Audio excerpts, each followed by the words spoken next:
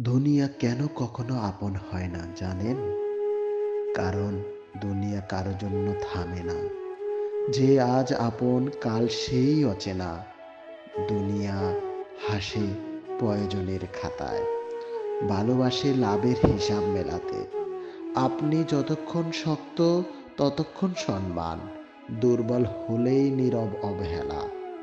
দুনিয়া আপন হয় না, কারণ সে বানানোই হয়েছে পরীক্ষার জন্য, বিশ্রামের জন্য নয়।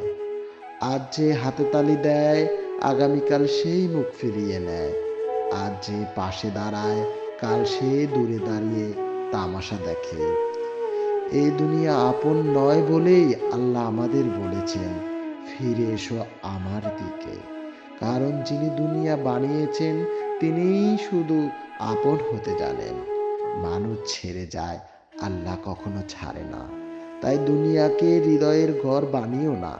এটা পথ বা গন্তব্য নয়। আপন খোঁজো আল্লাহর কাছে, কারণ একমাত্র তিনিই চিরস্থায়ী, চিরঞ্জীবী। তার কাছেই সকলকে ফিরে যেতে হবে।